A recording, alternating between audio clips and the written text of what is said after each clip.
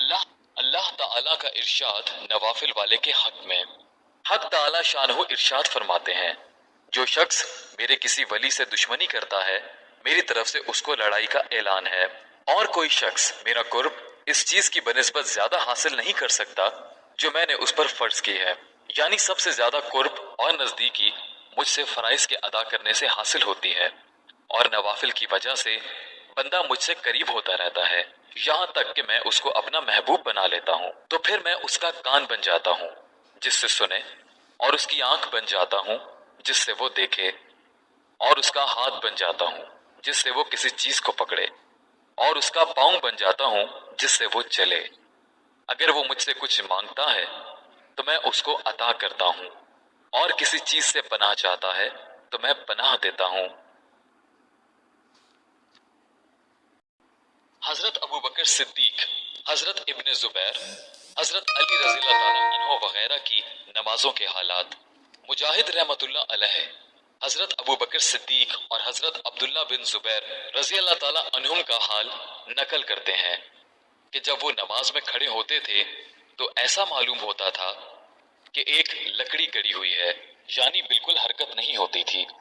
علماء نے لکھا ہے حضرت ابن زبیر رضی اللہ تعالیٰ عنہ نے حضرت ابو بکر صدیق رضی اللہ تعالیٰ عنہ سے نماز سیکھی، اور انہوں نے حضور صلی اللہ علیہ وآلہ وسلم سے، یعنی جس طرح حضور صلی اللہ علیہ وآلہ وسلم نماز پڑھتے تھے اسی طرح ابو بکر صدیق رضی اللہ تعالیٰ عنہ پڑھتے تھے، اور اسی طرح عبداللہ بن زبیر رضی اللہ تعالیٰ عنہ۔ ثابت رضی اللہ تعالیٰ عنہ کہتے ہیں کہ عبداللہ بن زبیر رضی اللہ تعالیٰ عنہ کی نماز ایسی ہوتی تھی کہ گویا لکڑی ایک جگہ گاڑ دی۔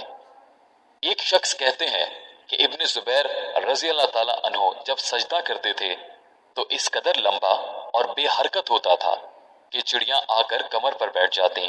بعض مرتبہ اتنا لمبا رکوع کرتے کہ تمام رات صبح تک رکوع ہی میں رہتے۔ بعض اوقات سجدہ اتنا ہی لمبا ہوتا کہ پوری رات گزر جاتی۔ جب حجاج کی حضرت ابن زبیر رضی اللہ تعالیٰ عنہ سے لڑائی ہو رہی تھی تو ایک گولا مسجد کی دیوار پر لگا جس سے دیوار کا ایک ٹکڑا اڑا اور حضرت ابن زبیر رضی اللہ تعالیٰ عنہ کے حلق اور داڑھی کے درمیان کو گزرا، مگر نہ ان کو کوئی انتشار ہوا اور نہ رکوع سجدہ مختصر کیا۔ ایک مرتبہ نماز پڑھ رہے تھے، بیٹا جس کا نام ہاشم تھا پاس سو رہا تھا۔ چھت میں سے ایک سانپ گرا اور بچے پر لپٹ گیا۔ وہ چلایا، گھر والے سب دوڑے ہوئے آئے، شور مچ گیا، اس سانپ کو مارا۔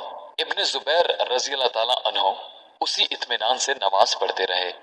سلام پھیر کر فرمانے لگے، کچھ شور کسی آواز آئی تھی، کیا تھا؟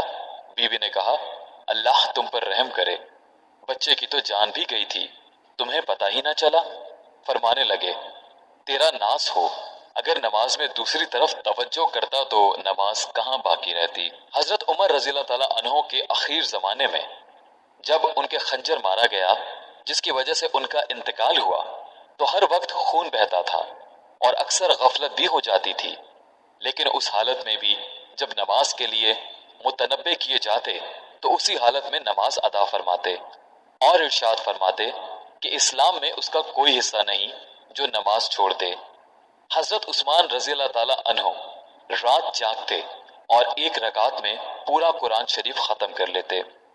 حضرت علی رضی اللہ تعالیٰ عنہ کی عادت شریفہ یہ تھی کہ جب نماز کا وقت آ جاتا تو بدن میں کپ کپی آ جاتی اور چہرہ زرد ہو جاتا۔ کسی نے پوچھا کہ کیا بات ہے؟ فرمایا کہ اس امانت کا وقت ہے جس کو اللہ جل شانہ نے آسمانوں اور زمین اور پہاڑوں پر اتارا تو وہ اس کے تحمل سے عاجز ہو گئے اور میں نے اس کا تحمل کیا ہے۔ خلف بن ایوب رضی اللہ تعالیٰ عنہ سے کسی نے پوچھا کہ تمہیں نماز میں مکھیاں دکھ نہیں کرتی؟ فرمایا کہ فاسق لوگ حکومت کے کوڑے کھاتے ہیں اور حرکت نہیں کرتے اور اس پر فخر کرتے ہیں اور اپنے صبر و تحمل پر اکڑتے ہیں کہ اتنے کوڑے مارے میں ہلا تک نہیں، میں اپنے رب کے سامنے کھڑا ہوں اور ایک مکھی کی وجہ سے حرکت کر جاؤں۔ مسلم بن یسار رحمت اللہ علیہ جب نماز کے لیے کھڑے ہوتے تو اپنے گھر والوں سے کہتے کہ تم باتیں کرتے رہو، مجھے تمہاری بات کا پتہ ہی نہیں چلے گا۔